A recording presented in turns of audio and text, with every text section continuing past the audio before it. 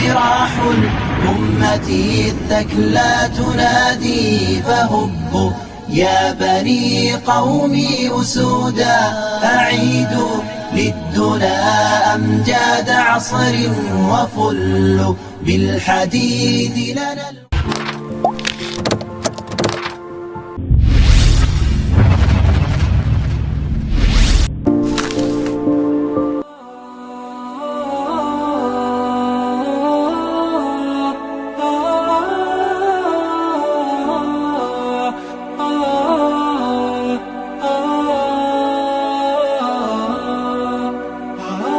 Assalamualaikum warahmatullahi wabarakatuh. Tiada teladan yang paling baik melainkan Rasulullah SAW. Sikap beliau yang sempurna dan budi pekerti yang begitu luhur membuat orang-orang yang mengenalnya begitu kagum dan tak ayal akan jatuh cinta kepada sikapnya yang lembut. Bahkan sahabat yang terkenal keras dan begitu bijaksana pun menangis tak kala datang ke rumah beliau. Siapa lagi sahabat itu kalau bukan Umar bin Khattab, Khalifah kedua pasca Abu Bakar As-Siddiq.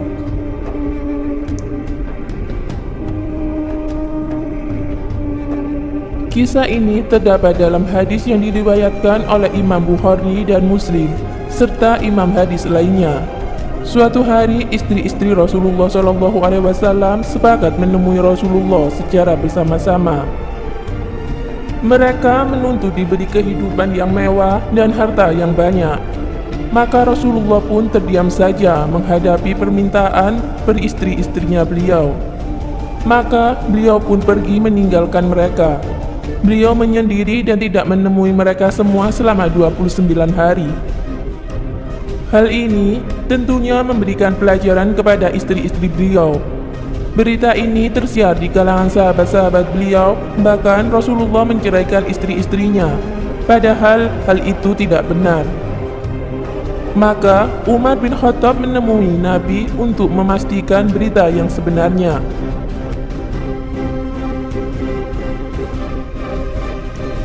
Suatu hari Umar bin Khattab radhiyallahu an menemui Rasulullah SAW di kamar beliau. Lalu Umar mendapati beliau tengah berbaring di atas sebuah tikar yang usang, yang pinggirannya telah lapuk. Jejak tikar itu membekas di belikat beliau.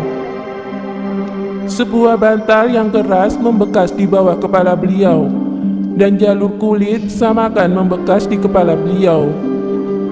Di salah satu sudut kamar itu terdapat gandum sekitar 1 gantang.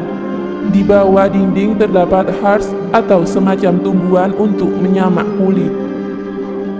Air mata Umar bin Khattab radhiyallahu an meleleh. Ia tidak kuasa menahan tangis karena iba dengan kondisi pimpinan tertinggi umat Islam itu. Rasulullah SAW melihat air mata Umar radhiyallahu an yang terjatuh lalu bertanya, "Apa yang membuatmu menangis, Ibnu Al-Khattab?" Umar radhiyallahu an menjawab dengan kata-kata bercampur aduk dengan air mata dan perasaan yang terbakar. "Wahai Nabi Allah, bagaimana aku tidak menangis? Sedangkan tikar ini membekas di belikat Anda, sedangkan aku tidak melihat apa-apa di lemari Anda."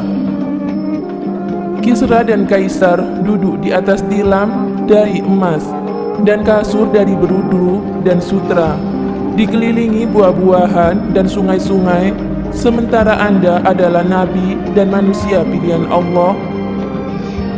Lalu Rasulullah SAW menjawab dengan senyum tersungging di bibir beliau, "Wahai Ibnu Khattab, kebaikan mereka dipercepat datangnya, dan kebaikan itu pasti terputus.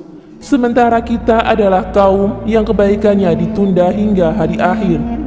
Tidakkah engkau rela jika akhirat untuk kita dan dunia untuk mereka?"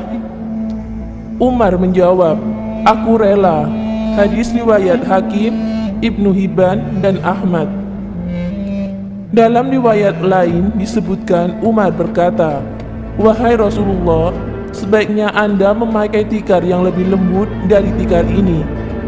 Lalu Rasulullah SAW menjawab dengan khusyuk dan merendahkan diri, "Apa urusanku dengan dunia? Perumpamaan diriku dengan dunia itu tidak lain seperti orang yang berkendara di suatu hari di musim panas. Lalu ia berteduh di bawah sebuah pohon, kemudian ia pergi untuk meninggalkannya. Hadis riwayat Tirmizi. Betapa Rasulullah SAW sangat sederhana. Ia menyadari bahwa akhirat jauh lebih berharga daripada dunia dan isinya. Wallahu a'lam bishawab.